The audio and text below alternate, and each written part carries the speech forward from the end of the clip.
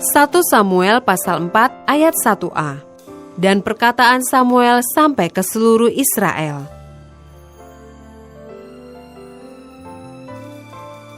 Ayat 1b sampai 22. Tabut Tuhan dirampas.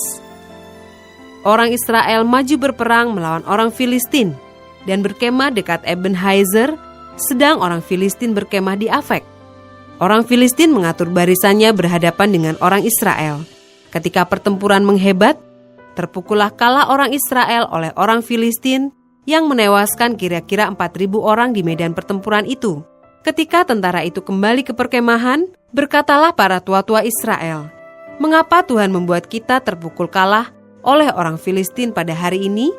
Marilah kita mengambil dari Silo tabut perjanjian Tuhan, supaya ia datang ke tengah-tengah kita dan melepaskan kita dari tangan musuh kita." Kemudian bangsa itu menyuruh orang ke Silo. Lalu mereka mengangkat dari sana tabut perjanjian Tuhan semesta alam, yang bersemayam di atas para kerub. Kedua anak Eli, Hofni dan Pinehas, ada di sana dekat tabut perjanjian Allah itu.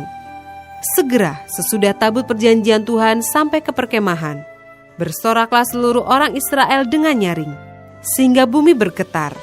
Dan orang Filistin yang mendengar bunyi sorak itu berkata, "Apakah bunyi sorak yang nyaring di perkemahan orang Ibrani itu?" Ketika diketahui mereka bahwa tabut Tuhan telah sampai ke perkemahan itu, ketakutanlah orang Filistin, sebab kata mereka, Allah mereka telah datang ke perkemahan itu. Dan mereka berkata, "Celakalah kita, sebab seperti itu belum pernah terjadi dahulu. Celakalah kita, siapakah yang menolong kita dari tangan Allah yang maha dahsyat ini? Inilah juga Allah yang telah menghajar orang Mesir dengan berbagai-bagai tulah di padang gurun. Kuatkanlah hatimu, dan berlakulah seperti laki-laki, hai orang Filistin, supaya kamu jangan menjadi budak orang Ibrani itu, seperti mereka dahulu menjadi budakmu. Berlakulah seperti laki-laki dan berperanglah." Lalu berperanglah orang Filistin, sehingga orang Israel terpukul kalah. Mereka melarikan diri masing-masing ke kemahnya. Amatlah besar kekalahan itu. Dari pihak Israel gugur 30.000 orang pasukan berjalan kaki. Lagi pula, tabut Allah dirampas, dan kedua anak Eli, Hofni dan Pinehas tewas. Seorang dari suku Benyamin lari dari barisan pertempuran, dan pada hari itu juga ia sampai ke Silo dengan pakaian terkoyak-koyak dan dengan tanah di kepalanya. Ketika ia sampai, Eli sedang duduk di kursi di tepi jalan menunggu-nunggu, sebab hatinya berdebar-debar karena tabut Allah itu. Ketika orang itu masuk ke kota dan menceritakan kabar itu, berteriaklah seluruh kota itu. Ketika Eli mendengar bunyi teriakan itu, bertanyalah ia, "Keributan apakah itu?" Lalu bersegeralah orang itu mendapatkan Eli dan memberitahukannya kepadanya. Eli sudah 98 tahun umurnya, dan matanya sudah bular, sehingga ia tidak dapat melihat lagi. Kata orang itu kepada Eli, "Aku datang dari medan pertempuran.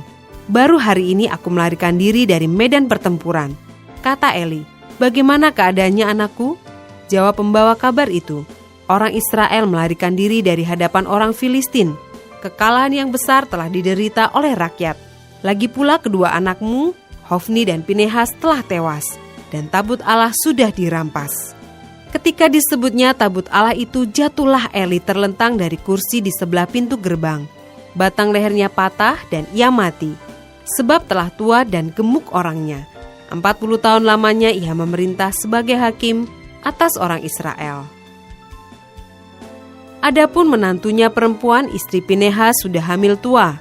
Ketika didengarnya kabar itu, bahwa tabut Allah telah dirampas dan mertuanya laki-laki serta suaminya telah mati, duduklah ia berlutut lalu bersalin, sebab ia kedatangan sakit beranak.